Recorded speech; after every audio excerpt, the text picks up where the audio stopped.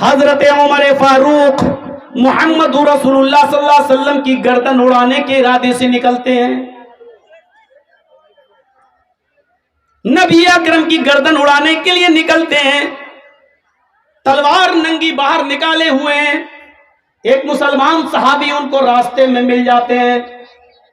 ان سے پوچھتے ہیں ارے بھائی عمر تلوار باہر نکالے ہوئے ہو, کہاں جا رہے ہو؟ آج تو چہرے پر بہت غصہ نظر آ رہا ہے. حضرت عمر نے کہا تمہارے نبی کو قتل کرنے جا رہا ہوں. محمد کی گردن کہو صلی اللہ علیہ وسلم, محمد کی گردن اڑانے کے لیے جا رہا ہوں. کہا اچھا؟ کہا 39 آدمی مسلمان ہو چکے ہیں, اب میں 40واں شخص مسلمان نہیں ہونے دوں گا. بہت ہو گیا, پانی حد سے زیادہ چڑھ گیا. اب محمد کو ہی قتل کر دوں گا, نہ رہے گا بانس نہ بجے گی بانسری. اس آدمی نے کہا محمد الرسول اللہ کو بعد میں قتل کرنا. یہ صحابی تھے. کہا کہ نبی کو بعد میں قتل کرنا ہی ہے تو پہلے اپنی بہن اور اپنے بہنوئی کو قتل کرو.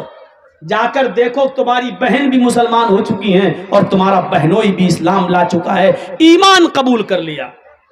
حضرت عمر نے کہا کیا کہہ رہے ہو؟ میری بہن اور میرے بہنوئی نے, ہو ہی نہیں سکتا. عمر کا ڈر ان لوگوں کو کبھی مسلمان ہونے نہیں دے گا. جاؤ پہلے پتہ لگاؤ. حضرت عمر نے اپنا رخ محمد رسول اللہ کی طرف سے موڑ کر ان کی طرف کر لیا. دروازہ کھٹکھٹایا تو کیا دیکھتے ہیں کہ گھر میں قرآن کی تلاوت ہو رہی ہے. دروازہ بہنوئی نے کھولا تو کیا دیکھتے ہیں کہ میری بہن قرآن کی تلاوت کر رہی ہے. حضرت عمر نے کہا یہ کیا پڑھ رہی ہو؟ انہوں نے قرآن چھپا لیا. صحیح بتاؤ کیا پڑھ رہی تھی؟ بہنوئی آ گئے. کہا ایسا ہے عمر, ہم لوگوں نے اسلام قبول کر لیا ہے, ایمان لے آئے ہیں.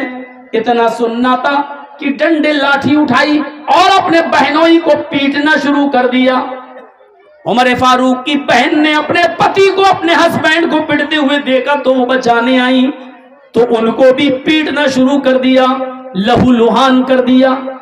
غور کرو وہ عمر جس سے پورا مکہ کانپتا تھا, مدینہ کانپتا تھا, جس سے قیصر و کسریٰ کی حکومتیں لرزہ براندام تھی, یہ عمر جب اپنے بہن اور بہنوئی کو پیٹتے پیٹتے تھک گیا اور بہن کے جسم سے خون بہنے لگا تو بہن کھڑی ہو کر للکارتی ہے اے عمر. حضرت عمر نے کہا آج میرا نام لے رہی ہے, تو نام لے رہی ہے میرا؟ ہاں, اب تو بھائی کہلانے کے لائق نہیں رہا. اب میں نے تیرا نام لیا ہے, کیوں نہ لوں تیرا نام؟ کہا بہن آج تک تو نے مجھے بھائی کے نام سے پکارا, بھائی, اور آج عمر کہہ رہی ہے, اتنی جرأت. بہن کہتی ہے عمر سن, میں اسلام لے آئی, ایمان لے آئی, میرے ساتھ میرے شوہر بھی اسلام لے آئے, ایمان لے آئے. اب میری آخری بات سن لے, کتنا بھی پیٹ لے, کتنا بھی مار لے, میری گردن کاٹ دے اور میرے جسم کے ٹکڑے ٹکڑے کر دے. سیرت عمر کی میں لکھا ہے کہ عمر کی بہن نے ایک جملہ اور کہا فاطمہ نے, اے عمر میرے جسم کے ٹکڑے ٹکڑے کرنے کے بعد میرے ان ٹکڑوں کو کتوں کے سامنے ڈال دے اور میرے گوشت کو, میرے جسم کے ٹکڑوں کو کتوں کو کھلوا دے. یہ سب کروانا مجھے منظور ہے, لیکن ایمان سے پھٹ جاؤں یہ مجھے منظور نہیں ہے. میں ایمان لا چکی ہوں, اب اس کو میں نہیں چھوڑ سکتی. عمر کے سامنے تلوار اور ڈنڈوں کے سامنے وہ کھڑی ہو گئی اور بہنوئی بھی کھڑے ہو گئے. میں پوچھنا چاہتا ہوں وہ عمر جس سے زمانہ کانپتا تھا لیکن اس کی بہن عمر کا مقابلہ کر رہی ہے, بہن میں وہ کون سی طاقت تھی اور یہ طاقت کس چیز کی تھی جس نے عمر کے سامنے اس کی بہن کو لا کر کھڑا کر دیا ہے؟ یہ کیا طاقت تھی؟ جب عمر کی بہن کے اندر ایمان جاگ گیا, اس نے سمجھ لیا، اور جب ایمان کی طاقت اس کے اندر آ گئی تو وہ نہ عمر کے ڈنڈوں سے ڈر رہی ہے، نہ عمر کی تلوار سے ڈر رہی ہے، نہ عمر کے غصے سے ڈر رہی ہے۔ جیسے ایک پولیس والا جب جان لیتا ہے کہ گورنمنٹ ہمارے ساتھ ہے تو وہ کسی سے نہیں ڈرتا ہے، اسی طریقے سے اس بہن نے جان لیا کہ ایمان میری رگوں میں دوڑ رہا ہے، اللہ میرے ساتھ ہے، تو پھر اس کے دل سے خوف نکل گیا، اس کے دل سے ڈر نکل گیا۔ اب مجھے ڈرنے کی ضرورت نہیں ہے کیونکہ ایمان میری رگوں میں دوڑ رہا ہے۔ جس کے اندر جتنا مضبوط ایمان ہوگا اس کی عمارت اسلام کی اتنی مضبوط ہوگی۔ اپنے اندر ایمان کی طاقت پیدا کرو، اللہ کی قسم ایمان اگر اپنے اندر پیدا کر لیا تو دنیا کی ساری طاقتیں تمہیں ہیچ نظر آئیں گی، دنیا کی ساری طاقتیں تمہیں مکھی یا مچھر جیسی نظر آئیں گی۔ آپ کسی سے نہیں ڈرو گے، شرط یہ کہ تم اپنے اندر اسلام ایمان پیدا کر لو، اپنی بنیاد سے جڑ جاؤ۔ آئیے ایمان کی طاقت پر آپ کو ایک بہت زبردست مثال دیتا ہوں۔ دنیا کی تاریخ میں ایک شخص ایسا بھی گزرا ہے جس نے بیک وقت پوری دنیا پر حکومت کی ہے، 4 لوگوں نے کی ہے، ان میں ایک فرعون کا نام بھی آتا ہے۔ بہت زبردست ظالم گزرا ہے، اور فرعون کے مقابلے میں اللہ تعالیٰ نے کس کو پیدا کیا تھا؟ موسیٰ علیہ السلام کو۔ یہ واقعہ آج بالکل میری زبان سے ایک نیا واقعہ ہوگا آپ کے لیے، ذرا سنیے۔ ایمان دیکھیے کس کو کہتے ہیں، یہ چیز مجھے آپ کے سامنے رکھنا ہے۔ جب تھک گیا فرعون بھی تو کہا کہ موسیٰ آؤ مقابلہ کر لیتے ہیں، یا تو اب تمہارے آدمی اس دنیا میں رہیں گے یا میرے آدمی رہیں گے، آؤ ایک میدان میں جمع ہو جاتے ہیں۔ موسیٰ علیہ السلام اپنے چند لوگوں کو لے کر چلے جاتے ہیں۔ موسیٰ پر ایمان لانے والے تھے ہی کتنے، معمولی لوگ، چند لوگ۔ فرعون کی پوری فوج آ گئی۔ فرعون نے اپنے جادوگروں کو بلا لیا، ادھر آؤ آؤ آپ کو ایک منظر دکھاتے ہیں۔ یہاں اسپیڈ میری تھوڑی سی سلو ہو جائے گی کیونکہ مجھے سمجھانا ہے۔ فرعون نے اپنے ساتھیوں کو بلا لیا، ادھر آؤ۔ ایسے کرتب دکھانا، ایسے تلسم دکھانا کہ آج موسیٰ اور موسیٰ کے قوم کے لوگ، یہ مسلمان جتنے آئے ہیں سب ہار جائیں، دیکھو ہمارا نام مٹی میں نہ ملنے پائے، آج تمہیں موسیٰ کو شکست دینا ہے، موسیٰ کو ہرانا ہے۔ فرعون کو اپنے جادوگروں پر بہت بھروسہ تھا۔ جادوگروں نے کہا بالکل آپ تیار رہیے، موسیٰ اور اس کے قوم کو ہرانا میرے بائیں ہاتھ کا کام ہے، ابھی ہرا دوں گا۔ جب دونوں آمنے سامنے آ گئے، ادھر فرعون کا لشکر کھڑا ہے، فرعون بھی، ادھر موسیٰ اور موسیٰ کا لشکر کھڑا ہے۔ فرعون کے جادوگروں نے فرعون سے کہا، اوہو ایمان دیکھیے، فرعون کے جادوگروں نے فرعون سے کہا اِنَّا لَنَا لَأَجْرًا إِن كُنَّا نَحْنُ الْغَالِبِينَ۔ اے فرعون، اے ہمارے بادشاہ، اگر ہم موسیٰ سے جیت گئے، موسیٰ پر غالب آ گئے، موسیٰ کو ہرا دیا تو ہمیں کیا انعام ملے گا؟ اِنَّا لَنَا لَأَجْرًا إِن كُنَّا نَحْنُ الْغَالِبِينَ۔ اگر ہم غالب آ گئے، قرآن کہہ رہا، قرآن، اگر ہم غالب آ گئے تو ہمیں کیا انعام ملے گا؟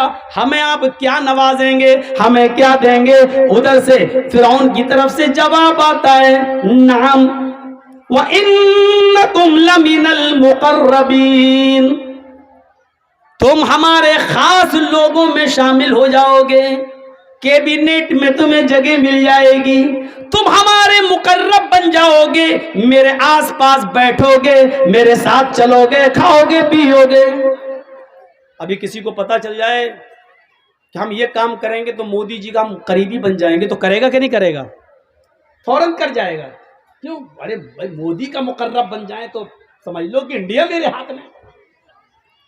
اب سوچو کہ فرعون کے جادوگروں کو جب فرعون نے یہ کہا کہ ہم تمہیں اپنا مقرب بنا لیں گے، اپنا قریبی بنا لیں گے، اپنے دربار میں تمہیں شامل کر لیں گے، تو فرعون کے جادوگروں کا حوصلہ کتنا بلند ہو گیا ہوگا۔ وہ فرعون جس کی حکومت بیک وقت آدھی دنیا سے زیادہ حصے پر رہی ہو، اس کا قریبی ہو جانا کتنے بڑے کمال کی بات تھی۔ بس شروع ہو گیا مقابلہ۔ فرعون کے جادوگروں نے، اے بیٹا کمر میں درد ہو رہا ہے، بیٹھ جاؤ، ابھی تو کمر سے کام ہی نہیں لیا، درد ہو گیا۔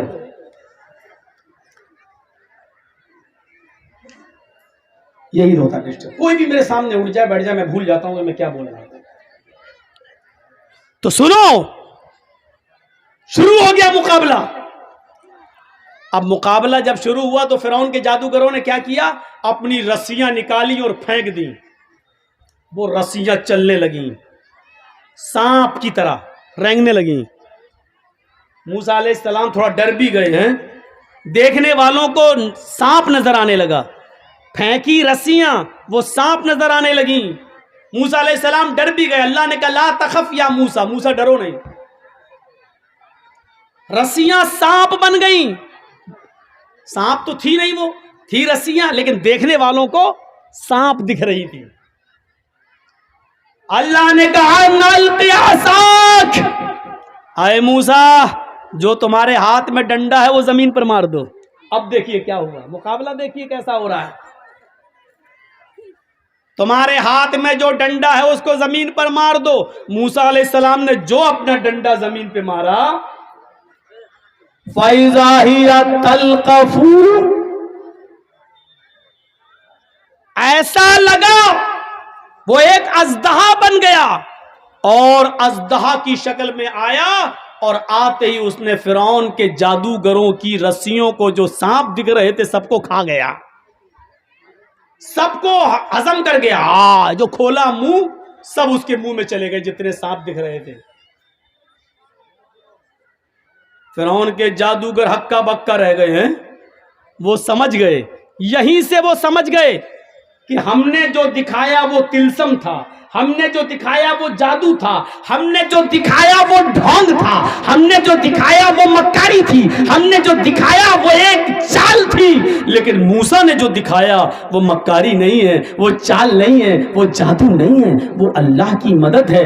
موسیٰ نے جو دکھایا وہ جادو نہیں ہے۔ وہ سمجھ گئے، وہ یہ بھی سمجھ گئے کہ اب بالکل بچنے کا راستہ نہیں ہے۔ بیک وقت جیسے ہی انہوں نے دیکھا کہ ہماری رسیوں کو جو سانپ نظر آ رہی تھی موسیٰ کا اژدہا کھا گیا، موسیٰ نے جو ڈنڈا مارا وہ اژدہا بن گیا اور کھا گیا، وہ سمجھ گئے کہ میری حالت خراب ہے۔ موسیٰ نے جو دکھایا وہ موسیٰ کا کمال نہیں، موسیٰ کے رب کا کمال ہے۔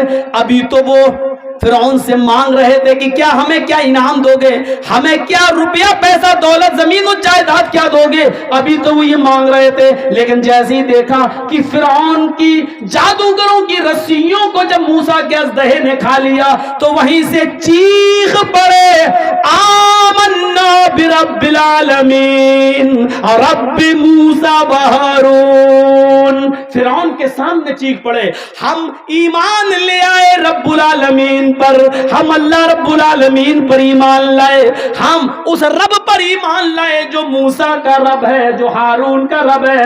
آمنا برب العالمین، ہم ایمان لائے رب العالمین پر، رب موسیٰ و ہارون، موسیٰ کے رب پر، ہارون کے رب پر۔ ایک جملہ یاد رکھنا، کیا لائے؟ ایمان۔ ابھی تک کافر تھے، اب ایمان لائے۔ اب ہم آپ کو دکھاتے ہیں ایمان جب لے آئے، بنیاد سے جب جڑ گئے تو ایمان لانے کے بعد ان جادوگروں کی طاقت کا حال دیکھیے کیا ہوتا ہے۔ ابھی تک ایمان نہیں تھا تو رسی کو سانپ بنا رہے ہیں، ایمان جب پیدا ہو گیا ان کے اندر تو اب کیا ہوا؟ فرعون نے دیکھا یہ تو پانسا ہی الٹ گیا ہے، ہم تو لائے تھے موسیٰ کے خلاف، یہ سب ہمارے خلاف ہو گئے، اب کیا ہوگا؟ اب کیا ہوگا؟ تو فرعون نے کہا اے جادوگرو تم بہت بڑی غلطی کر رہے ہو، میری اجازت کے بغیر تم ایمان لے آئے، میری اجازت کے بغیر تم ایمان لے آئے، بہت غلط کام تم نے کیا ہے۔ سمجھ لو میں تمہیں ایک اور موقع دے رہا ہوں، ہارون و موسیٰ کے رب پر ایمان چھوڑ دو، لوٹ آؤ ہمارے پاس۔ انہی جادوگروں نے جو ایمان لے آئے، اب جواب کیا دیا فرعون کو؟ اس جواب کو دیکھو، اس میں ایمان کی طاقت چھلکتی ہوئی نظر آتی ہے. لن نؤثرک علی ما، آئے فرعون اب ہم تم کو ترجیح نہیں دے سکتے، اب ہم تم کو فوقیت نہیں دے سکتے.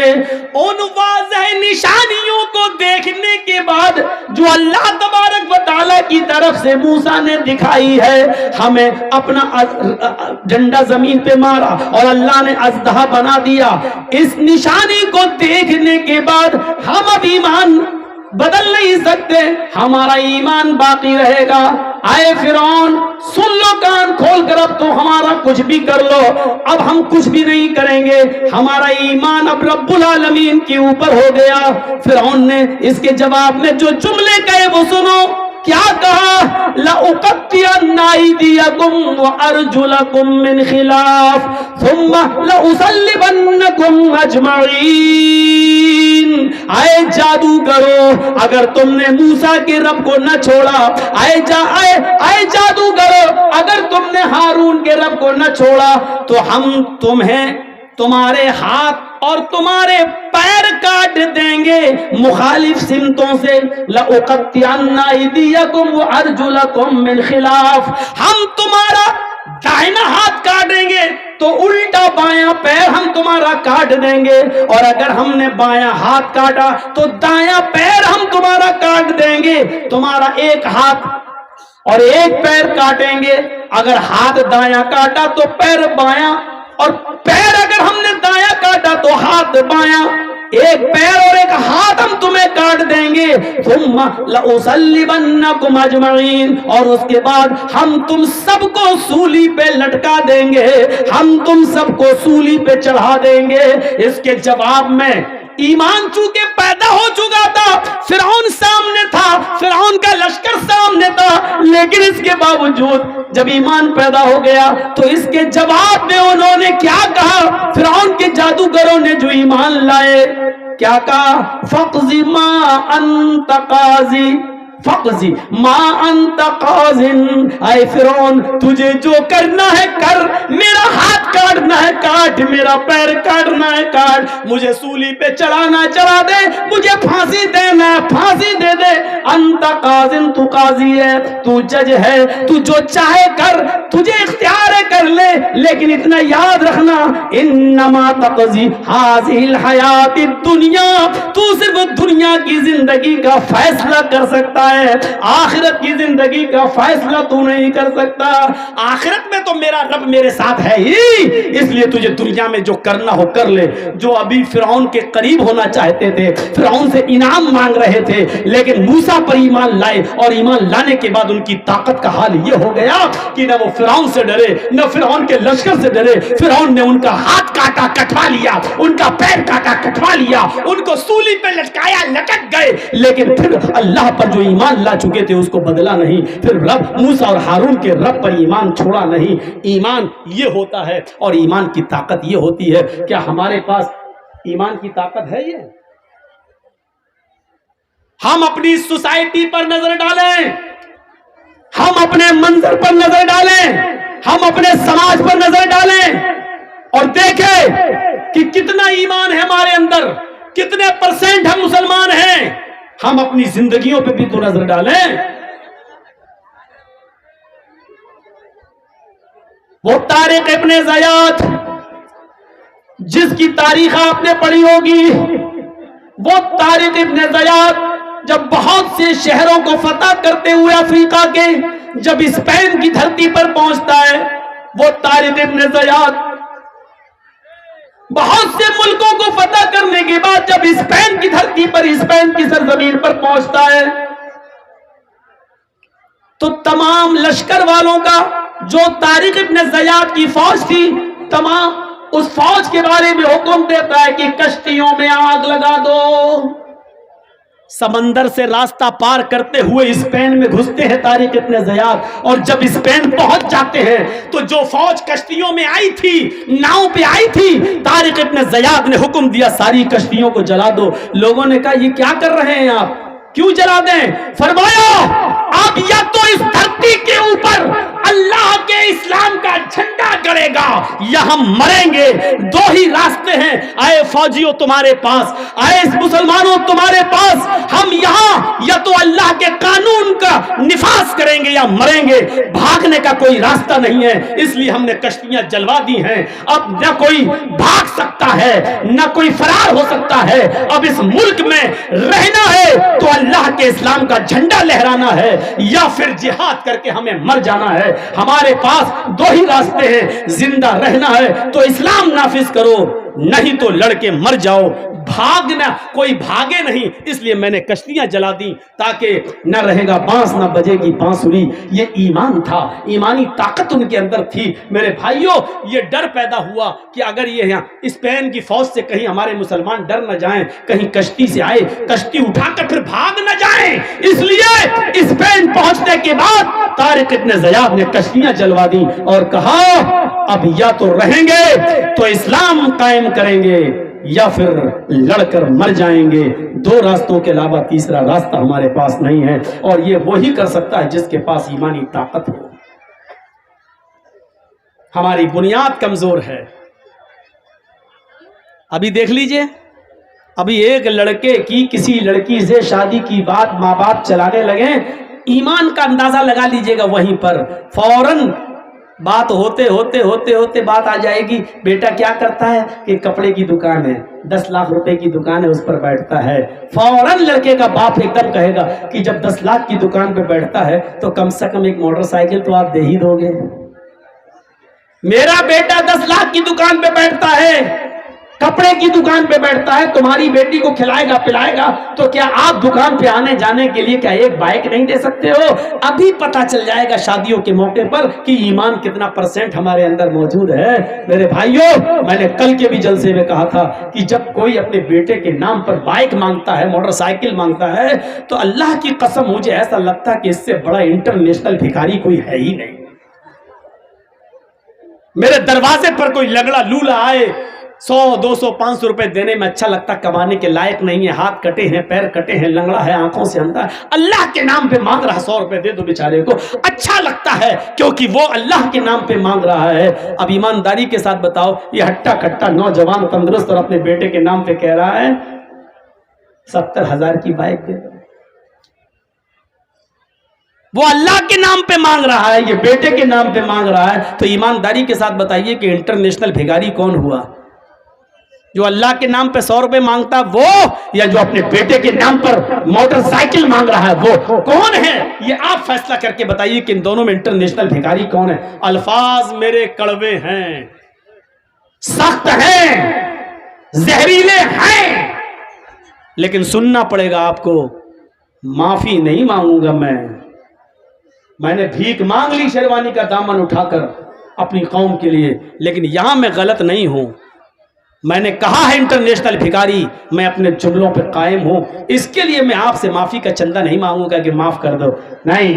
کیوں مانگے؟ ہم نے کوئی غلط بولا ہے کیا؟ ہو تو ہو انٹرنیشنل بھکاری, میں کیا کروں؟ اپنے بیٹے کے نام پہ مانگو گے اور ہم آپ کو بھکاری بھی نہ کہیں. بات صاحب,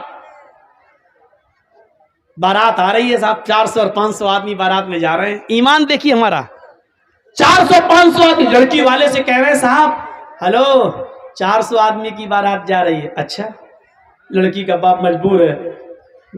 اچھا ٹھیک ہے, سنو دہیج میں 2-3 آئٹم کم دے دو گے چلے گا, لیکن خاطری میں کمی نہیں ہونی چاہیے. ہمارے مہمان کی مہمان نوازی اچھی ہونی چاہیے. جانتے ہو اس کا مطلب کیا ہے؟ یہ لڑکے کا باپ جو لڑکی کے باپ سے کہہ رہا ہے مہمان نوازی اچھی ہونی چاہیے, اس کا مطلب آپ سمجھ رہے ہو؟ اس کا مطلب ہے میرے ساتھ جو 250-300 باراتی آ رہے ہیں, باراتی نہیں چور جو آ رہے ہیں, چور بھی نہیں, ڈاکو, یہ لٹیرے جو ہمارے ساتھ آ رہے ہیں, ان کو چھوٹا بڑا نہیں چلے گا, چھوٹا دینا. مطلب منہ سے نہیں کہہ رہا, منہ سے اتنا کہا خاطری اچھی کر دینا. جہیز میں 1-2 آئٹم کم دے دینا چلے گا, لیکن خاطری اچھی کر دینا, مہمان نوازی اچھی. یہ اس اچھی میں بہت سی چیزیں چھپی ہوئی ہے. یعنی بڑا نہیں چلے گا, چھوٹا دینا. پولٹری نہیں چلے گا, دیسی مرغا چلے گا, وہ دینا. 1 آئٹم نہیں چلے گا, 5-6 آئٹم دینا. اس اچھی میں یہ ساری چیزیں چھپی ہوئی ہیں. اور ان لٹیروں کا پیٹ بھرنے کے لیے اس لڑکی کا باپ کہاں کہاں سے بیچارہ قرضہ لیتا ہے اور آپ کو ایک ٹائم اچھا کھانا کھلا دیتا ہے. اچھا کھانے کا مطلب سمجھ گئے نا, آپ کو بڑے کا نہیں مٹن کھلا دیتا ہے, دیسی مرغا کھلا دیتا ہے, آپ کے پیٹ کی جہنم کو بھر دیتا ہے. حالانکہ اس ایک دن کے کھلانے کے چکر میں اس لڑکی کے باپ کو اس کا قرض کا ادائیگی کرتے ہوئے کتنا سود دینا پڑتا ہے اور کتنے سال تک اس کا قرضہ ادا نہیں کر پاتا ہے وہ بیچارہ. کبھی آپ نے اس غریب باپ کی غربت کی طرف بھی آپ نے خیال رکھا ہے؟ اتنا یاد رکھنا, اگر آپ نے کسی غریب کی غربت کو نہیں دیکھا تو آپ ظالم ہو جائیں گے, آپ ظالم کہلائیں گے. یہ زمین پڑی ہے, یہ خالی زمین ہے جہاں عورتیں بیٹھی ہوئی ہیں, میں یہی رہتا ہوں. تھوڑا پانی دیجیے. میں یہی رہتا ہوں, چلیے مان لیجئے, مجھے معلوم ہے کہ یہ ایک زمین کس کی ہے. آپ کا نام؟ شرافت علی ان کا نام ہے. مان لیجئے یہ زمین شرافت علی صاحب کی ہے. اب سنیے, بہت امپورٹنٹ بات بتانے جا رہا ہوں, سننا پڑے گا تمہیں نہیں, تمہارے باپ کو بھی سننا پڑے گا. جب تک میں یہاں ہوں, یہ پاور مجھے محمد رسول اللہ نے دیا ہے. بیٹھو یہاں پر, سنو. یہ زمین شرافت علی صاحب کی ہے, 2 لاکھ کی زمین ہے. مجھے معلوم ہے کہ 2 لاکھ کی زمین ہے, لیکن شرافت علی صاحب کی والدہ کی طبیعت خراب ہے. ان کو ہاسپٹل میں اپنی ماں کا علاج کرا رہے ہیں. اب جرجیز صاحب سوچ رہے ہیں کہ شرافت علی اپنی ماں کی طبیعت کا علاج کرانے کے لیے اپنی زمین بیچے گا, کیونکہ اس کے پاس پیسہ نہیں ہے. اب جرجیز صاحب اس کی زمین بکنے کا انتظار کر رہے ہیں اور مجبوری کا فائدہ اٹھانا چاہتے ہیں کہ 2 لاکھ کی زمین ہمیں 1.5 لاکھ میں مل جائے. شرافت صاحب آئے, جرجی صاحب آپ محلے میں اچھے آدمی ہیں, آپ ہماری زمین لے لیجیے. صاحب ہمیں زمین کی ضرورت نہیں, اور لاک ڈاؤن کے بعد زمین کی قیمت بڑھ بھی نہیں رہی ہے صاحب, حالات خراب نہیں ہے. صاحب لے لیجیے, میری ماں کی طبیعت خراب ہے. اوہ اچھا, والدہ کی طبیعت خراب, ہاں ٹھیک ہے, اگر 1.5 لاکھ روپے میں دینا تو دے دو, کیونکہ زمین کی قیمت بڑھ تو رہی نہیں ہے. معلوم ہے کہ 2 لاکھ کی ہے, لیکن شرافت علی صاحب مجبور ہیں اور یہ اپنی ماں کا علاج کرانے کے لیے وہ زمین 1.5 لاکھ روپے کی دے دیتے ہیں. ہم نے 1.5 لاکھ لگایا, انہوں نے 1.5 لاکھ دے دیا, لیکن جرجیز کو معلوم ہے کہ وہ زمین 2 لاکھ کی ہے. اللہ کی قسم ہم اس کے باوجود بے ایمان ہیں, چاہے سودا کر کے ہی ہم نے کیوں نہ لیا ہو, کیونکہ ہمیں معلوم ہے کہ وہ 2 لاکھ کی زمین ہے. ہم حق مار رہے ہیں, ہم مجبور کی مجبوری کا ناجائز فائدہ اٹھا رہے ہیں. اور اسلام یہ کہہ رہا ہے کہ تو چاہے کتنی نمازیں پڑھ لے, چاہے کتنے روزے رکھ لے, لیکن تو نے اپنے مسلمان بھائی کے اوپر ظلم کیا ہے, اللہ کی قسم تیری نماز قبول نہیں ہوگی, تیرا روزہ قبول نہیں ہوگا. ہم پڑھے کہاں ہیں؟ چلے گئے مسجد میں, پڑھے آئے 2 رکعت نماز پڑھ کے داڑھی پہ ہاتھ پھیر کے نکل گئے, لگتا ہے جیسے اللہ پر بہت بڑا احسان کر کے آئے ہیں, اللہ پہ بہت بڑا احسان کر کے آئے ہیں. جب تک تم لوگوں کی مجبوری کا فائدہ اٹھاؤ گے تمہاری عبادت قبول نہیں ہوگی. کبھی آپ نے یہ بھی سوچا ہے کہ صاحب 2 لاکھ کی زمین ہے شرافت علی صاحب کی, ان کی ماں کا علاج ہونا ہے, بیچارے کو ضرورت ہے پیسوں کی, چلو 2 لاکھ کی زمین کو ہم 2.25 لاکھ میں لے لیتے ہیں. بیچارہ اپنی ماں کا علاج کرا رہا ہے, ایسے کسی کے سامنے ہاتھ پھیلانے میں شرم آ رہی ہے, چلو 2 کی زمین ہم 2.25 میں خرید لیتے ہیں. ہماری زمین پڑی رہے گی 2-4 سال, اس کی قیمت بڑھ جائے گی, لیکن ایک مجبور آدمی بیچارہ اپنی ماں کا علاج کرا لے گا. کبھی 2 لاکھ کی زمین کو 2.25 لاکھ میں لیا ہم نے, کبھی 2 لاکھ کی زمین کا 2.5 لاکھ دیا ہے. جب 2 کا 2.5 نہیں دے سکتے ہو تو 2 کا 1.5 دینا بھی ظلم ہے, ظلم ہے, ظلم ہے. رب کعبہ کی قسم ظلم ہے, اور اللہ اس کو معاف نہیں کرے گا. مجبور کے مجبوری کا فائدہ اٹھائیں گے آپ؟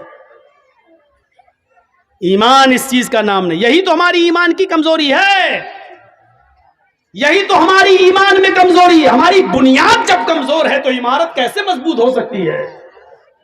عمارت ہماری کیسے مضبوط ہو سکتی ہے؟ ہمیں اپنے ایمان کو مضبوط کرنا ہے. وہ کون سا ایمان تھا, وہ کون سا ایمان تھا کہ آتی ہے ایک عورت قبیلے غامدیہ سے, صحابیہ ہے, آتی ہے, اے اللہ کے نبی مجھ سے ایک جرم ہو گیا ہے. کیا جرم ہوا ہے؟ سن لو, تھوڑی دیر کے لیے اور بیٹھ لو, اس واقعے کو سن لو. آنکھوں میں آنسو آ جاتے ہیں. اس واقعے کو سننے کے بعد انسان رونے پہ مجبور ہو جاتا ہے. یہ واقعہ ہمارے ایمان کو جھنجھوڑتا ہے. اس واقعے کو سن لو, چلے جانا تھوڑی دیر, یہ بھیک میں اور ڈال دو میری جھولی میں. اس واقعے کو سن لو.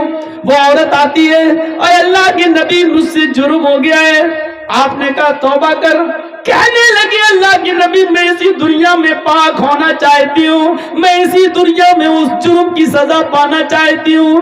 آپ نے کہا توبہ کر، اللہ سے مغفرت کی دعا مانگ، اللہ غفور الرحیم ہے. کہنے لگی میرا جرم تو سن لیجئے، کیا اس جرم کی کوئی معافی ہے بھی یا نہیں؟ اللہ کے نبی نے کہا بتا کیا تیرا جرم ہوا ہے، کیا تجھ سے غلطی ہوئی ہے؟ کہنے لگی اللہ کے نبی میرا شوہر 2-3 سال سے گھر پہ نہیں ہے، میں جنگل میں بکریاں چرا رہی تھی، میں جنگل میں بکریاں چرا رہی تھی، وہیں پہاڑی کے پاس ایک چرواہا بھی بکریاں چرا رہا تھا. ہم اپنے شوہر سے 2-3 سال سے دور تھے، اس لیے ہمارے دل کی امنگیں اٹھنے لگی اور اس بکریاں چروانے والے چرواہے کے ساتھ مل کر ہم نے جسمانی تعلق، شاریرک سمبند بنا لیا. ایک پہاڑ کی جھاڑی میں، پہاڑی کے نیچے کی جھاڑی میں ہم دونوں گئے اور ہم دونوں نے زنا کر لیا. انی قد صبت الحد یا رسول اللہ، اے اللہ کے رسول میں حد کو پہنچ چکی ہوں، مجھ سے اتنا بڑا جرم ہو گیا ہے. اس جرم کی سزا اسلام میں یہ ہے کہ مجھے پتھروں سے مار مار کے مار ڈالا جائے. آپ کیسے کہہ رہے ہیں کہ اللہ سے معافی مانگ لے، اللہ سے توبہ کر لے؟ اللہ کے نبی نے کہا اچھا اوہ یہ گناہ ہوا ہے تم سے، جی ٹھیک ہے، کیا چاہتی ہو؟ کہا مجھے ختم کر دیا جائے. اسلام نے جو سزا بتائی ہے پتھروں سے مار مار کے مار ڈالو، ختم کر دو، ہمیں وہ سزا دی جائے.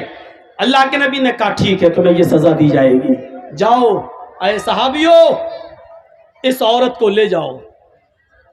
یہ نہیں پوچھا کہ کس نے کیا تھا، وہ مرد کون تھا، آدمی کون تھا، کہاں کا رہنے والا تھا، نہیں یہ سب نہیں پوچھا. کیوں؟ جس کی بات چھپی ہے چھپی رہنے دو، وہ جانے اور اس کا اللہ جانے. ہمارے ہاں تو ننگا کرنے کا رواج ہے. اچھا کس نے کیا، پھر اس کو فیس بک پہ ڈالو، واٹس ایپ پہ ڈالو. یہ ہمارے ایمان کا حال ہے. اللہ کے نبی چاہتے تو پوچھ سکتے تھے اس عورت سے، اکیلے نہیں ہوتا ہے زنا، کسی مرد نے کیا ہوگا، کہاں، کون ہے وہ، کہاں کا رہنے والا ہے. لیکن پوری حدیث پڑھ جائیے کہیں ڈیٹیل نہیں ملتی ہے. تم بتا رہی ہو تم گناہ سے پاک ہونا چاہتی ہو، ہم تمہیں کر دیں گے، لیکن جس کا معاملہ چھپا ہے اس کے بارے میں ہمیں پوچھنے کا حق نہیں. ہو سکتا ہے وہ اللہ سے توبہ کر لے اور اللہ اس کو معاف کر دے، نہیں تو وہ جانے اور اس کا رب جانے، قیامت کے دن جہنم میں ڈالے گا. ہم کون ہوتے ہیں اس کے پیچھے پڑنے والے؟ عیب پر پردہ ڈالو، اس کو ظاہر مت کرو، اس کو ظاہر مت کرو. یہ میری ماں بہنیں اس واقعے کو سنیں، بہت اچھا واقعہ ہے، تمہارے لیے واقعہ ہے، تمہیں بھی اس سے عبرت ملے گی. اللہ کے نبی کہتے ہیں کہ جاؤ اس عورت کو لے جاؤ اور سینے کے برابر، یہ سینہ جو ہوتا ہے عورت کا، یہاں اتنا اس کو زمین میں گاڑ دینا اور سر پہ پتھر مارنا، اور اس وقت تک پتھر مارو جب تک کہ یہ عورت مر نہ جائے، اس کی روح نہ نکل جائے. یہ عورت کی سزا کیا ہے؟ شادی شدہ مرد کی اور شادی شدہ عورت کی اگر وہ زنا کر لیں تو سزا کیا ہے؟ پتھروں سے مارا جائے گا. مرد کو دوڑا دوڑا کے مارا جائے گا. مرد کو ایک میدان میں کھڑا کر دیا جائے گا بیچ میں، اور چاروں طرف پبلک رہے گی، عوام، سب کے ہاتھوں میں پتھر ہوں گے، اور اس طریقے سے چاروں طرف گھیرا بنا لیا جائے گا کہ وہ بھاگنے نہ پائے، اور بیچ میں اس آدمی کو کھڑا کر دیا جائے گا، اور پھر پتھر مارے جائیں گے. جہاں سے گزرے گا وہی پتھر، سب کے ہاتھوں میں پتھر ہونا چاہیے. یہ مرد کی، سمجھ رہے ہیں زنا کی سزا کیا ہے؟ جس کو ہم معمولی کام سمجھتے ہیں وہ اتنا بڑا جرم ہے شریعت میں. کسی کی بہن اور بیٹی کی عزت و آبرو سے کھیلنا اتنا آسان نہیں ہے شریعت میں. اس کی سزا، جب تم کسی کی عزت لوٹ رہے تھے تو تمہارے جسم کے ہر بال رونگٹے کو، روئے کو اس کا انجوائے مل رہا تھا، مزہ مل رہا تھا. اس لیے سزا بھی ایسی ملنی چاہیے کہ جسم کے ایک ایک رونگٹے کو اور ایک ایک روئے کو اس کا احساس ہو جائے. اس لیے سزا بھی اتنی سخت رکھی گئی ہے. مرد کو دوڑا دوڑا کے مارا جائے گا، لیکن عورت کو دوڑا دوڑا کے نہیں مارا جائے گا، کیونکہ اس کی بے پردگی ہو سکتی ہے. دوڑے گی تو اس کو زمین کا گڈھا کھودا جائے گا اور اس کو کھڑا کر دیا جائے گا اور سینے کے برابر مٹی ڈال دی جائے گی، یعنی اتنا گاڑ دیا جائے گا سینے کے برابر یہاں تک، اور سر اس کا کھلا رکھا جائے گا، اور پھر اس کے سر پر پتھر مارے جائیں گے، اور اس وقت تک پتھر مارا جائے گا جب تک کہ عورت مر نہ جائے. چاہے یہ رضامندی والی زنا ہے، مرد بھی راضی عورت بھی راضی اور دونوں نے کر لیا. زنا بالجبر تو زنا ہوتا ہی نہیں ہے. اگر مرد نے زبردستی کی تو وہ زنا نہیں مانا جائے گا، یا عورت کے ساتھ اگر زبردستی کی گئی، وہ بیچاری نہیں چاہتی تھی لیکن بندوق رکھ کر اس کے ساتھ عزت لوٹی گئی، تو پھر عورت گناہگار نہیں ہوگی کیونکہ اس کے ساتھ جبر کیا گیا. تو پھر مرد کو سزا دی جائے گی، عورت کو نہیں. اور عورت نے اگر بندوق رکھ کے غلط کام کروایا، مرد نے مجبور ہو کر غلط کام کیا، تو عورت کو سزا دی جائے گی، مرد کو نہیں. لیکن مرد بھی راضی عورت بھی راضی تو دونوں کو سزا دی جائے گی. اگر دونوں میں سے ایک کنوارا ہے ایک شادی شدہ، تو شادی شدہ کو پتھروں سے مار مار کے جان سے مارا جائے گا، اور جو کنوارا تھا اس کو 100 کوڑے مارے جائیں گے، اور 1 سال کے لیے اپنے شہر اپنی بستی سے باہر کر دیا جائے گا. اس کو گاؤں سے نکال دیا جائے گا اور اپنے گاؤں میں 1 سال تک آنے کی انٹری اجازت نہیں ملے گی. 100 کوڑے پڑیں گے، چمڑے کے کوڑے، چمڑے کے، کپڑے کے نہیں، چمڑے کے کوڑے. 10-20 کوڑوں میں ہی وہ بیٹھ جائے گا، کرانے لگے گا. 100 کوڑے میں تو اللہ بہتر جانے بچے گا بھی کہ نہیں بچے گا. تو میرے بھائی، یہ 100 کوڑے زندگی بھر کے لیے پھر اٹھنے کے لائق نہیں رہے گا. اگر بچ بھی گیا تو زندگی بھر چلنے کے لائق نہیں رہے گا، اٹھنے کے لائق نہیں رہے گا بستر پر. ایسے 100 کوڑے اس کے اوپر مارے جائیں گے، اور 100 کوڑے مارنے کے بعد بھی اس کو گاؤں میں رہنے کی اجازت نہیں. 1 سال کے لیے اس کو اس شہر سے دوسرے شہر میں داخل کیا جائے گا. اس کو اپنے شہر میں انٹری نہیں ہے، کیونکہ اس کو دیکھ کر لوگ اس لڑکی کو یاد کریں گے. اچھا، یہ او پھلا کی لڑکی کے ساتھ اس نے، تو اس لڑکی کی بے عزتی ہوگی جس کے ساتھ اس نے ریپ کیا ہے یا زنا کیا ہے.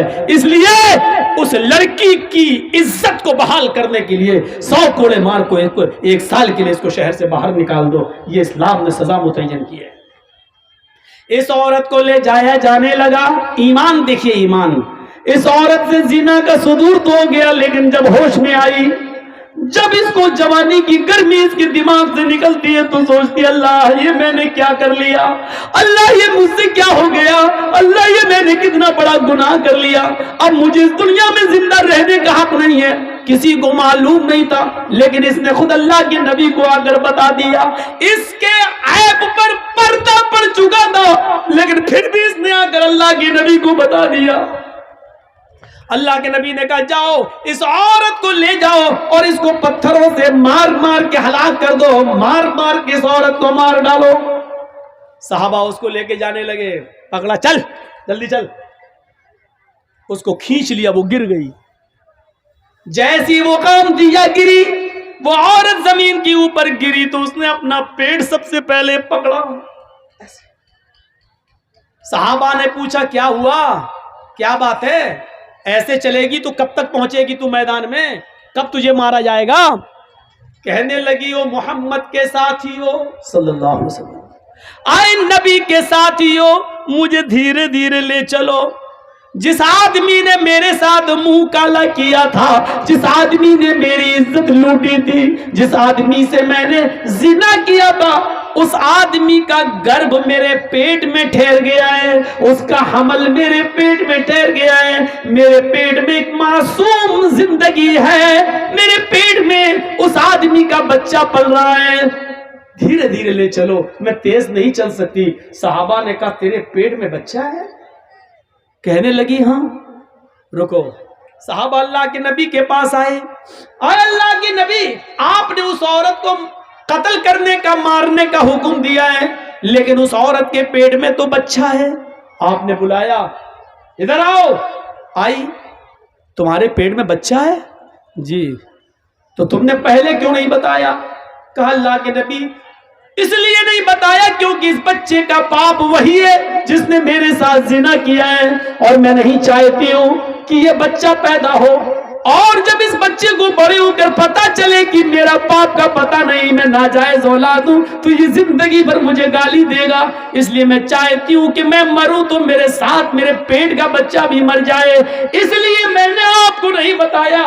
نبی اکرم نے کیا کہا، اے عورت، نہیں، قصور تیرا تھا، غلطی تیری تھی، زنا تو نے کیا، تیرے پیٹ میں پلنے والے اس معصوم بچے کا کیا قصور ہے، اس بیچارے کی کیا غلطی ہے، اس کو تو کیوں مارنا چاہتی ہے؟ نہیں نہیں، ابھی تمہیں قتل نہیں کیا جائے گا، ابھی تمہیں مارا نہیں جائے گا. جاؤ ابھی اس بچے کو اپنے پیٹ میں 9 مہینے تک پالو اور جب بچہ پیدا ہو جائے تب لے کر آنا. ناجائز بچہ ہے پیٹ میں, باپ کا پتہ نہیں ہے, لیکن اللہ کے رسول ایک ناجائز بچے کو بھی گرانے کی اجازت نہیں دے رہے ہیں. کاش مودی جی کے چمچے, یوگی جی کے چمچے کم سے کم اس حدیث کو پڑھ لیتے, نبی کی زندگی کے اس واقعے کو پڑھ لیتے. چاچا کیا ہو گیا؟ لاؤ پیسہ لینے کے لیے تو دنیا پریشان ہے. لیجیے بھائی 500 ছেলে হারিয়ে গেছিল তাকে পাওয়া اور গেছে, کچھ স্টেজে রাখা আছে سب গদাসিমুল آلو بیٹھے. তাকে স্টেজে রাখা হয়েছে, ছেলের গার্জেন এসে নিয়ে যাবেন. سنیے سنیے سنیے تھوڑا سا آپ ادھر دیکھیے, بڑا اچھا واقعہ ہے. اللہ کے نبی ایک معصوم کی زندگی کو کتنا پیار کی نظر سے دیکھ رہے ہیں, جبکہ معلوم ہے کہ بچے کا باپ ناجائز. یہ بچہ جب پیدا ہوگا تو حرامی بچہ کہلائے گا, ناجائز بچہ کہلائے گا, لیکن اس کے باوجود اللہ کے نبی کہہ رہے ہیں بچے کو نہیں مارا جائے گا. بچے کا کیا قصور ہے؟ اس سے زیادہ انسانیت کسی دھرم میں ملے گی؟ اس سے زیادہ مانوتا کسی مذہب میں ملے گی؟ گئے جاؤ اس عورت کو کہا بچہ پیدا ہو جائے تب آنا. 9 مہینے تک اپنے پیٹ میں رکھتی ہے. جب بچہ پیدا ہوا 2-4 دن بستر پہ لیٹتی ہے, چلنے کے لائق ہوتی ہے تو بچے کو لے کر آتی ہے. 9 مہینے میں اللہ کے نبی بھول گئے کہ یہ عورت کون ہے.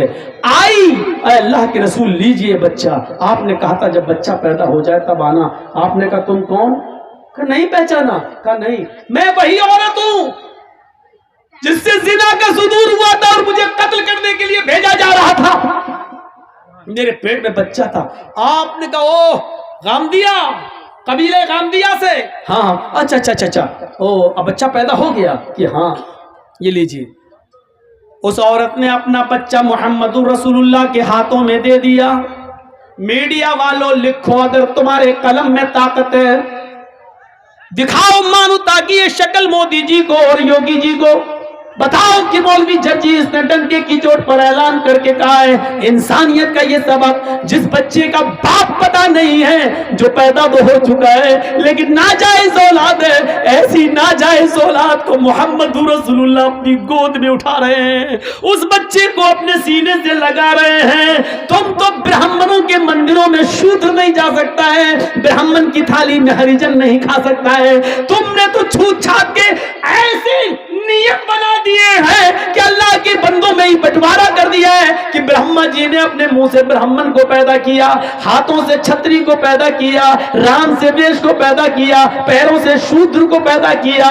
برہما جی نے اپنے منہ سے اس کو, ہاتھوں سے اس کو, چھتری کو, ٹھاکر کو اور ہریجن کو سب سے نیچے والے حصے سے تم نے تو بٹوارا کر دیا ہے, تم نے تو بٹوارا کر دیا ہے. میرے پیارے ساتھیو ذرا تصور تو کیجئے اسلام کے اندر مساوات کا ایسا درس ملے گا, ایسا درس ملے گا.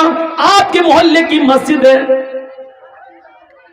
اذان ہو گئی ہے, پہلی صف بھر گئی ہے, جرجی صاحب مسجد میں جاتے ہیں, ایم ایل اے منہاج صاحب مسجد میں جا رہے ہیں نماز پڑھنے کے لیے.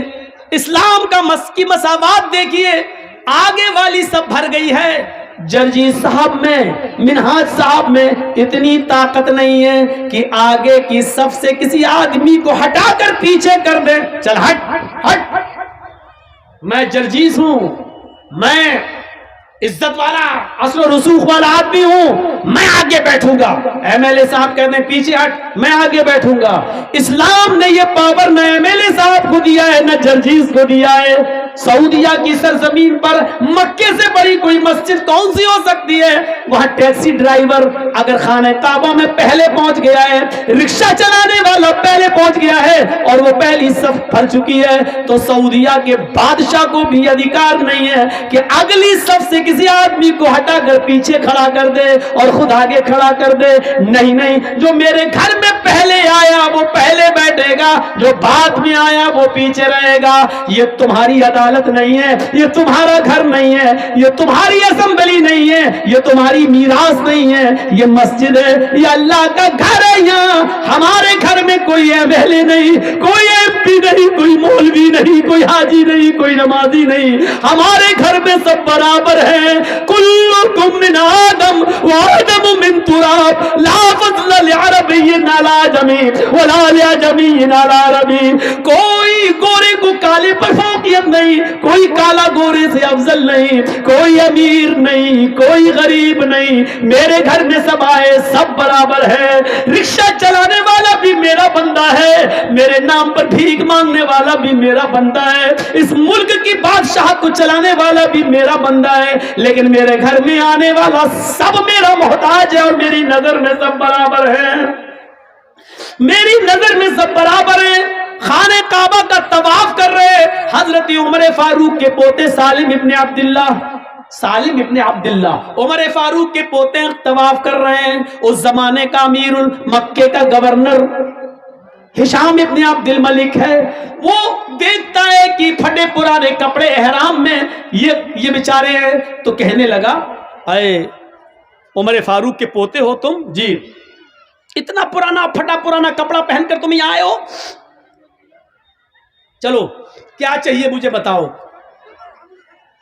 اللہ کے گھر میں خانہ کعبہ میں طواف کے دوران گورنر پوچھ رہا ہے حضرت عمر کے پوتے سے, تمہیں کس چیز کی ضرورت ہے بتاؤ, ہم تمہاری ضرورت پوری کر دیں گے, میں اس علاقے کا گورنر ہوں. اور حضرت سالم ابن عبداللہ کیا کہتے ہیں, انی لاستحی من اللہ ان اسال فی بیتی غیرہ. اللہ کے گھر میں اللہ کے ہوتے ہوئے مجھے کسی غیر سے مانگنے میں شرم آتی ہے. گورنر صاحب, اپنا مال اپنی دولت اپنے پاس رکھو, مجھے اللہ کے گھر میں جو کچھ مانگنا ہے اللہ سے مانگنا ہے, تم سے نہیں. اللہ کے گھر سے جب دعا ہوا مانگ کے نکل گئے. سالم ابن عبداللہ کچھ دعا مانگ رہے تھے طواف کے بعد, 7 چکر لگانے کے بعد دعا مانگی. دعا کیا مانگ رہے تھے یہ اللہ جانتا ہے اور سالم ابن عبداللہ جانتے, تیسرا کوئی نہیں جانتا. بھائی ہم نے کیا دعا مانگی آہستہ تو ہم جانتے ہیں اور میرا رب جانتا ہے, بس تیسرا تو کوئی نہیں جانتا. تو ہشام دیکھ رہا ہے کہ سالم ابن عبداللہ کیا کر رہے ہیں. کیا ہوگا؟ আসসালামু আলাইকুম. আর একটা ছোট বাচ্চাকে পাওয়া গেছে, যার বাচ্চা আছে এখানে রাখা আছে, স্টেজে এসে নিয়ে যাবেন. একটা ছোট বাচ্চাকে পাওয়া গেছে, যার বাচ্চা আছে স্টেজ থেকে এসে নিয়ে যাবেন. سالم ابن عبداللہ دعا مانگ رہے ہیں اور ہشام ابن عبد الملک دیکھ رہا کہ یہ دعا مانگ رہے ہیں. دعا مانگ کے یہ باہر نکلے تو ہشام ابن عبد الملک گورنر بھی باہر نکل گیا. گورنر نے کہا, سنو, اللہ کے گھر میں تو تمہیں شرم آ رہی تھی, یہ تو اللہ کا گھر نہیں ہے, یہ تو بازار ہے. بتاؤ تم مجھ سے کیا چاہتے ہو؟ تم بہت غریب ہو, پھٹے پرانے کپڑے پہنے ہوئے ہو, تمہارا احرام 20 جگہ سے پھٹا ہے اور اس میں ٹانکے لگے ہوئے ہیں, اور تم حضرت عمر جس نے 22 لاکھ مربع میل پر حکومت کی ہے اس کا پوتا اتنا غریب. سالم ابن عبداللہ کہتے ہیں, تم میری کیا مدد کرو گے, دنیا کی یا آخرت کی؟ کہا آخرت کی مدد تو کوئی کسی کی نہیں کر سکتا ہے, وہاں تو عمل ساتھ میں جائیں گے. ہم تمہیں کپڑا دے دیں گے, غلہ دے دیں گے, اناج دے دیں گے, کچھ دنیاوی جو ضرورت ہو, دال چاول دے دیں گے, گھی دے دیں گے, دنیا میں جو چیزوں کی ضرورت ہے بتاؤ, تھوڑا سونا دے دیں گے, چاندی دے دیں گے تمہیں. سالم ابن عبداللہ ہنسنے لگے. گورنر نے کہا, کیوں ہنس رہے ہو؟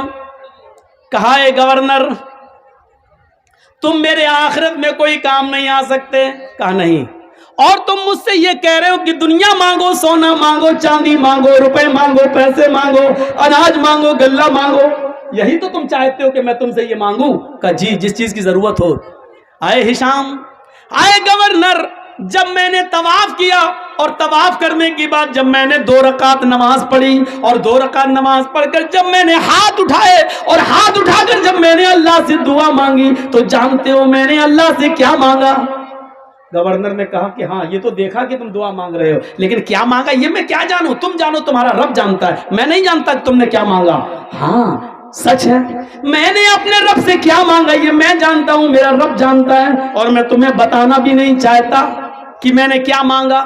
लेकिन तुम बार बार कहते हो मुझसे रुपया मांगो, सोना मांगो, चांदी मांगो, दाल मांगो, चावल मांगो, कपड़ा मांगो, दुनिया मांगो, तुम बार बार मुझसे ये कहते हो। तो सुनो, जब मैंने अपने दोनों हाथ उठाकर अल्लाह से दुआ मांगी, मासल दुनिया में यमलिकुहा फकैफ असअलुहा मन ला यमलिकुहा, तो दुनिया तो मैंने उससे भी नहीं मांगी जो दुनिया का मालिक है, सोना और चांदी तो मैंने उससे भी नहीं मांगा जो इसका मालिक है, कपड़ा लत्ता अनाज और गल्ला तो मैंने उससे भी नहीं मांगा जो इस दुनिया का मालिक है। फकैफ असअलुहा मन ला यमलिकुहा, तो मैं तुझसे आए गवर्नर ये दुनिया कैसे मांगू, ये दुनिया का मालिक तू है ही नहीं, ये दौलत तेरे पास आज है, कल मरा इस दौलत का मालिक कोई दूसरा हो जाएगा। जब ये घर, ये मकान, ये बिल्डिंग, ये दौलत तेरी है ही नहीं, तो फिर तू मेरी क्या मदद करेगा। अरे दुनिया तो मैंने उससे भी नहीं मांगी, अपने रब से भी मांगा तो जन्नत मांगी, अपने रब से भी मांगा तो अपने गुनाहों की माफी मांगी, अपने रब से भी मांगा तो यही मांगा कि अल्लाह जब तक मैं दुनिया में रहूं ईमान के साथ रहूं, जब मेरी रूह निकले तो ईमान पर मेरी रूह निकले। दुनिया, सोना और चांदी तो मैंने उससे भी नहीं मांगा। ये ईमान था उनका मेरे भाइयों, एक हमारा ईमान है। अल्लाह के नबी ने उस औरत के, उस बच्चे को जो नाजायज बच्चा था, उस बच्चे को अपनी गोद में ले लिया और कहा जाओ इस औरत को मार डालो, पत्थरों से मार मार के हलाक कर दो, बच्चा पैदा हो गया। अल्लाह की कुदरत देखो, जैसे ही उस औरत को मोड़ा गया, ले जाया जाने लगा, बच्चा रोने लगा। उस औरत ने पलट कर देखा कि मेरा बच्चा रो रहा है, चीखती है। आय अल्लाह के नबी, हर मरने वाले से उसकी आखिरी आरज़ू पूछी जाती है, तमन्ना पूछी जाती है। क्या मुझसे मेरी आखिरी तमन्ना नहीं पूछी जाएगी? हाँ, पूछी जाएगी। जिस मैदान में तुम्हें मारा जाएगा उसी मैदान में पूछ लिया जाएगा। कहा अल्लाह के रसूल, अगर उस मैदान की जगह यहीं पर मेरी तमन्ना पूरी कर दी जाए तो? अच्छा बताओ क्या है? कहा अल्लाह के रसूल, मैंने ये बच्चा आपकी गोद में दे दिया, मैं चाहती हूं कि आखिरी बार इस बच्चे को मैं अपना दूध पिला दूं। इसका रोना मुझ पे देखा नहीं जा रहा है। ईमान देख रहे हैं आप, एक तरफ मरने के लिए तैयार है क्योंकि जहन्नम की सजा मैं नहीं भुगत पाऊंगी, दुनिया में सजा भुगत लो ये बेहतर है। एक तरफ ईमान की ताकत ये, दूसरी तरफ बच्चे की मोहब्बत देखिए आप। अल्लाह के रसूल ने वो बच्चा उस औरत को दे दिया। इधर आ, मैं रहमतुल लिल आलमीन हूं, मैं कैसे इस बच्चे का हक मार सकता हूं, ले इसको दूध पिला। उस औरत ने घूम कर, जैसे ट्रेनों में, बसों में औरतें घूम जाती हैं और साड़ी उठाकर दूध से लगा लेती हैं, उस औरत ने चेहरा घुमाकर अपने बच्चे को अपने पिस्तान से लगाकर दूध पिलाया। दूध पी लिया, बच्चा हंसने लगा। अल्लाह के रसूल के हाथ में उस औरत ने ऐसे करके दिया ताकि बच्चे की मोहब्बत उसके दिल में ना आने पाए। उसने मुंह मोड़कर उस औरत ने अपने बच्चे को अल्लाह के रसूल के हाथ में दिया। अल्लाह के नबी देख रहे हैं, उस औरत की पिस्तान के निकले हुए दूध की एक बूंद, उसका एक कतरा उस बच्चे के होंठों पर लगा हुआ है। अल्लाह के नबी ने उस औरत से कहा, इधर आ। कहाँ जा रही हो? कहा सज़ा भुगतने के लिए, जो जुर्म मैंने किया है उसकी सज़ा पाने के लिए। अल्लाह के नबी ने कहा, अल्लाह ने मुझे रहमतुल लिल आलमीन बनाकर भेजा है, इस बच्चे की ग़िज़ा तेरी पिस्तान में मौजूद है, ये बच्चे को अभी तेरे दूध की ज़रूरत है। मोहम्मद जालिम नहीं है, इस बच्चे का हक नहीं मार सकता है। ऐ औरत, अभी तुझे कत्ल नहीं किया जाएगा, अभी तुझे नहीं मारा जाएगा। जब तक ये बच्चा तेरा दूध पिएगा तब तक तुझे नहीं मारा जाएगा। इस बच्चे को ले जा और इस बच्चे को दूध पिला। जब तक ये तेरा दूध पिएगा तुझे कत्ल नहीं किया जा सकता। जब ये बच्चा रोटी खाने लगे तब तू लेकर मेरे पास आना। अल्लाह के रसूल ने फिर सज़ा मुलतवी कर दी और उस औरत को बच्चा लेके जाना पड़ा। जब बच्चा रोटी खाने लगा तो वो औरत लेके आती है, कहती है अल्लाह के रसूल लीजिए, अब तो रोटी भी खाने लगा। अल्लाह के नबी की नज़रों में, आंखों में आंसू आ जाते हैं और कहते हैं कि औरत, अब तेरे लिए मेरे पास भी कोई रास्ता नहीं है, सारे रास्ते बंद हो चुके हैं, बच्चा रोटी भी खाने लगा है, इसलिए अब ये सज़ा का वक्त पूरा है, अब तुझे कत्ल किया जाएगा। आपने उस बच्चे को एक सहाबी के हवाले किया। कौन है जो इस बच्चे को पालेगा? एक सहाबी ने हाथ उठाया, मैं अल्लाह के रसूल इस बच्चे को अपने बच्चे की तरह रखूंगा, मैं इसको इसको अपना नाम दूंगा, मैं इसको अपने घर में बना दूंगा, अपनी जमीन और जायदाद का मालिक भी बनाऊंगा, मुझे दे दीजिए। अल्लाह के रसूल ने उस बच्चे को उसके हवाले कर दिया और उस औरत को भेज दिया। उस औरत को जब भेजा गया और वो मैदान मक्तल में जाती है, उसको सीने के बराबर गाड़ दिया जाता है। पहला पत्थर खालिद इब्न वलीद के हाथों में है, पत्थर मारते हैं उसके सर पे, सर फटता है, खून का फव्वारा उसके सर से निकलता है, उस खालिद इब्न वलीद के कपड़ों पे गिरता है। खालिद इब्न वलीद ने देखा इस औरत के खून मेरे कपड़ों पे आ गया, ये जिनाकार औरत, मुंह काला करने वाली औरत, तेरा खून मेरे कपड़ों पे, सकिलत सवाकिल, मर जा तू, बुरा हो तेरा, तेरे खून ने मेरे कपड़े गंदे कर दिए। खालिद इब्न वलीद के मुंह से कुछ उल्टे सीधे जुमले निकल गए, कुछ गलत जुमले निकल गए। अल्लाह के रसूल को जब पता चला कि उस औरत को खालिद इब्न वलीद ने पत्थर मारा और पत्थर मारते हुए उसके खून के छींटे खालिद के कपड़ों पे पड़ गए, तो इसमें औरत का क्या कसूर था बेचारी का? वो तो बंदी थी, वो तो गड़ी थी, सर से खून का फव्वारा निकला, वो किसी के भी कपड़ों पे जा सकता था, इसमें उस औरत का क्या कसूर है? खालिद ने उस औरत को ये गाली क्यों दी? मर जा, जानिया, बदचलन, बदकिरदार, ये क्यों कहा उसको? 3 दिन तक आपने खालिद इब्न वलीद से बात नहीं की और 3 दिन के बाद खालिद इब्न वलीद आते हैं, अल्लाह के रसूल मैं देख रहा हूं कि आप मेरे सलाम का जवाब देकर मुंह फेर लेते हैं, आप मुझसे बात नहीं करते हैं, मैं देख रहा हूं आप मुझसे कटे कटे फिर रहे हैं, मेरी जन्नत में बर्बाद हो जाएगी, मेरी आखिरत बर्बाद हो जाएगी। अल्लाह के रसूल अगर आप मुझसे नाराज हो गए और मेरा इंतकाल हो गया तो अल्लाह मुझे जन्नत में दाखिल नहीं करेगा। अल्लाह के नबी वजह बताओ। आपने कहा खालिद वजह सिर्फ एक है, रीजन सिर्फ एक है, कारण सिर्फ एक है, तुमने उस औरत को गाली दी, उसको बदचलन कहा जिस औरत को मैंने मारने का हुक्म दिया था। कहा अल्लाह के नबी आपको नहीं मालूम, आपने नहीं सुना जब मैंने पत्थर मारा था तो उसका सर फटा, उसके खून के छींटे मेरे कपड़ों पे आए, मेरे कपड़ों को नापाक कर दिए। वो औरत बदचलन थी, जिनाकार थी। फरमाया खालिद अब भी तुम अपनी जबान पे कंट्रोल नहीं कर रहे हो, अब भी तुम उस औरत को बदचलन कह रहे हो।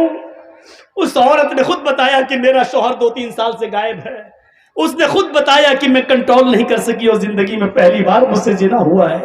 वो आदतन जिनाकार नहीं थी, वो पेशावर नहीं थी, वो जिना हर वक्त नहीं कराती थी, उससे सिर्फ एक बार गलती हुई है और एक बार गलती की उसने सजा भुगत ली, मेरे पास आकर अपने जुर्म का इकरार कर लिया। खालिद उस औरत को बदचलन मत कहो, तुम नहीं जानते उस औरत ने कैसी तौबा की है, अपनी जान देकर, अपनी जान कुर्बान करके, पत्थरों से पिट पिट कर अपने आप को खत्म करा के अल्लाह की दरबार में, अल्लाह के दरबार में कितनी पाक हुई है तुम्हें नहीं मालूम। आए खालिद उस एक औरत की तौबा को जो मरते वक्त उसने की है, उस एक औरत की तौबा को अगर इस मदीने के 70 गुनाहगारों पे डाल दिया जाए, ऐसे गुनाहगार जो जहन्नम में जाने वाले हों, अगर उस एक औरत की, एक अकेली औरत की तौबा को उन 70 जहन्नमियों पे डाल दिया जाए तो उस एक औरत की तौबा से अल्लाह उन 70 जहन्नमियों को भी जन्नत में दाखिल कर देगा, उन 70 लोगों को भी जन्नत में दाखिल कर देगा। उसने ऐसी तौबा की है कि अल्लाह रब्बुल आलमीन ने उसकी तौबा को अगर इस मदीने के 70 जहन्नमियों पर भी डाला जाए तो अल्लाह उन 70 जहन्नमियों को भी बख्श दे। मेरे भाइयों, ये ईमान की कौन सी ताकत थी जो जिना करने के बाद अपने आप को अल्लाह के नबी के पास लाती है और पेश कर देती है कि अल्लाह के रसूल मुझसे ये जुर्म हुआ है, मुझे सजा दीजिए। ये था ईमान, ये था ईमान। वो कौन सा ईमान था कि सुमैया का बेटा अम्मार ये खड़ा है और सुमैया का शौहर यासिर ये खड़ा है। सुमैया जानते हो ना, इस्लाम की पहली बूढ़ी औरत जिसने सबसे पहले इस्लाम के लिए कुर्बानी शहीद हुई है, वो सुमैया, जिसको बेटे अम्मार को खड़ा कर दिया और यासिर को, और सुमैया के पीछे से हाथ बांध दिया अबू जहल ने और सुमैया के कपड़े फाड़ दिए, नंगा कर दिया। कहा सुमैया मोहम्मद के रब के ऊपर से अपना ईमान हटा। कहने लगी नहीं हटा सकती। सुमैया, अबू जहल ने नेजा उठाया। नेजा जानते ना, جس سے اونٹ کو نہر کرتے ہیں، اونٹ یہاں مارتے ہیں اونٹ کو نا جب قربانی کرتے ہیں، ایسے وہ نیزہ اٹھایا اور سنو بس یہ سن لو اور تم بھی جاؤ ہم بھی جائیں، آرام سے گھر میں اپنے ایمان کو آج سے اپنے ایمان کو جلا بخشیں۔ سمیہ رضی اللہ تعالیٰ عنہ کھڑی ہیں، ہاتھ پیچھے سے بندھے ہیں، میری بہنوں تم اپنی لپسٹک کی قربانی نہیں دے سکتی ہو، تم اپنی فیئر اینڈ لولی کی قربانی نہیں دے سکتی ہو، تم اپنی بے پردگی نہیں چھوڑ سکتی ہو، تم اپنے برہنہ اور ننگے کپڑوں کی قربانی نہیں دے سکتی ہو۔ سمیہ نے کس چیز کی قربانی دی؟ یہ ایمان تھا سمیہ کا۔ سمیہ کے ہاتھ بندھے ہیں، اپنے بیٹے کے سامنے اس کو ننگا کر دیا گیا، اس کے پتی کے سامنے اس کو ننگا کر دیا گیا۔ سمیہ آسمان پہ دیکھ رہی ہے، ابو جہل نے نیزہ اٹھایا، کہا محمد کے رب پر ایمان چھوڑتی ہے کہ نہیں؟ کہنے لگی نہیں۔ دیکھا طاقت، یہ ایمان کی طاقت ہے۔ دشمن اور اس کی فوج کھڑی ہے لیکن اکیلے وہ جانتی ہے کہ اللہ پر ایمان ہے۔ جیسے ایک پولیس والا پورے گاؤں کے سامنے اس لیے طاقتور ہوتا ہے کیونکہ وہ جانتا ہے سرکار کی طاقت ہمارے ساتھ ہے۔ سمیہ جانتی ہے ایمان کی طاقت کیا ہوتی ہے، اللہ پر بھروسے کی طاقت کیا ہوتی ہے۔ وہ سب سے نڈر ہے، کہہ رہی ہے نہیں، کیا کرے گا کر۔ اس نے نیزہ لیا اور سمیہ کی شرمگاہ میں داخل کر دیا۔ بہت آسان ہے سننا، بہت آسان ہے سننا، سن لو بس، احساس نہیں کر سکتے۔ ابھی 2-4 موب لنچنگ کرنے والے آپ کو پکڑ لیں اور زبردستی جے شری رام کا نعرہ لگوائیں تو موت کے ڈر سے ہم لگا دیں گے جے شری رام، کیونکہ ہمارے سامنے موت ہے۔ ہم جانتے ہیں سمیہ سے عبرت حاصل کرو۔ سمیہ سے کہا جا رہا ہے محمد کے دین کو چھوڑ، ایمان سے باز آ جا، کہتی ہے نہیں۔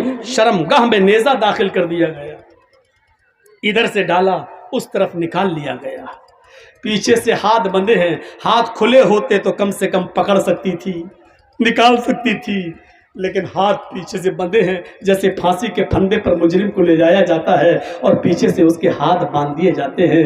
سمیہ کی شرمگاہ میں جب نیزہ داخل ہوتا ہے کھنجر تو سمیہ آسمان کی طرف دیکھتی ہے، وہ بوڑھی عورت جوان بھی نہیں تھی، جس کی عمر 80 کو کراس کر چکی ہو، ایسی بوڑھی عورت اور اس کی شرمگاہ میں نیزہ داخل کر دیا جائے کھنجر، اور اس وقت بھی وہ یہ نہ کہے کہ اللہ میری جان کی حفاظت فرما۔ اس کے منہ سے یہ نہیں نکل رہا ہے، اس کے منہ سے نکلا تو کیا نکلا؟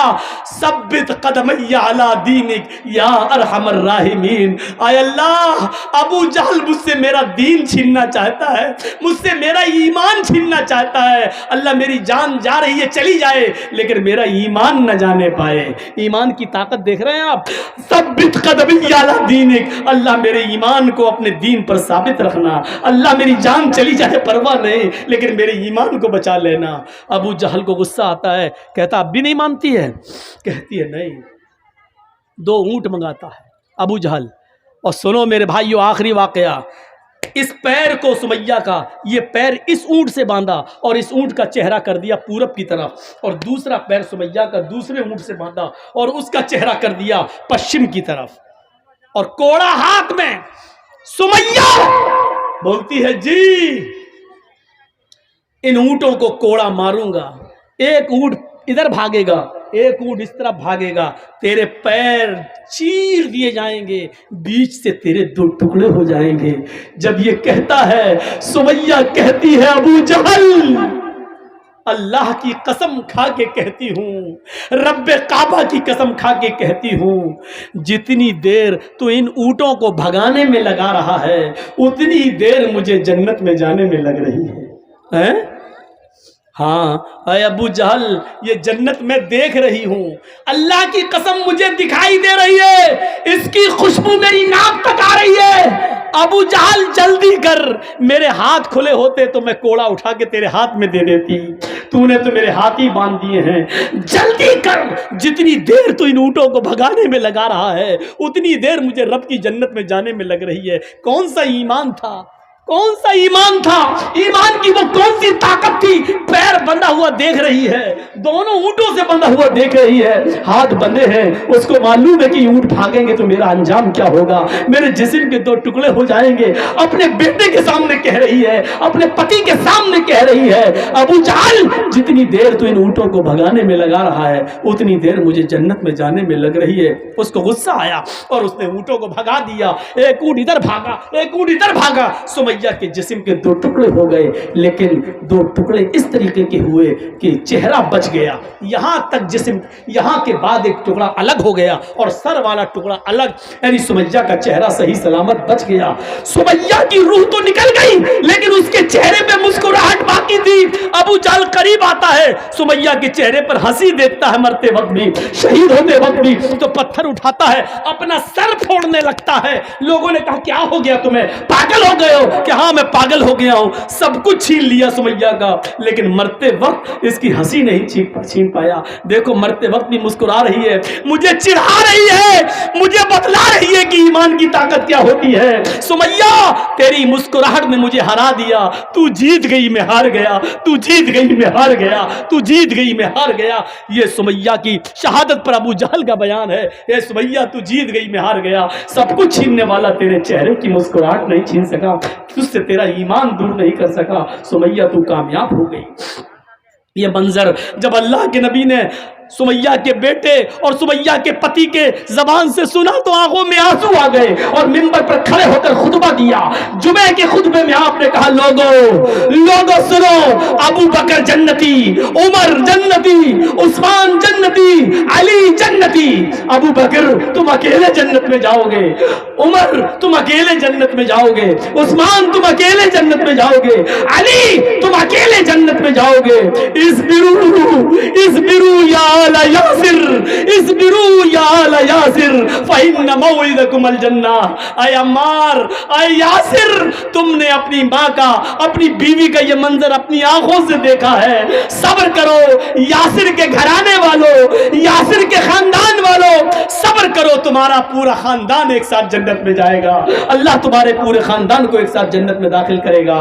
ईमान इस चीज का नाम है जो हमें अपने अंदर पैदा करना चाहिए। ये ईमान से जब हम अपना रिश्ता मजबूत करेंगे तो हम तरक्की करेंगे, ईमान से अपना रिश्ता तोड़ेंगे तो पतंग की तरह नीचे गिरेंगे, और जैसे लड़के पतंग को फाड़ देते हैं ऐसी दुनिया की सारी कौमें हमें नोच डालेंगी और हमारा मजाक उड़ाएंगी, हमारे ऊपर जुल्म करेंगी। ईमान से अपने रिश्ते को मजबूत करिए। मुझे कल लखनऊ का सफर करना है, इसलिए फ्लाइट भी मेरी है, हमको निकलना भी है। हमने 11 बजे स्टेज संभाला और 12:50 हो गए हैं। मेरी ख्वाहिश थी कि 10 बजे टाइम दे दिया जाता, 12 बजे तक बोलते, लेकिन जलसा कमेटी की अपनी मजबूरियां होती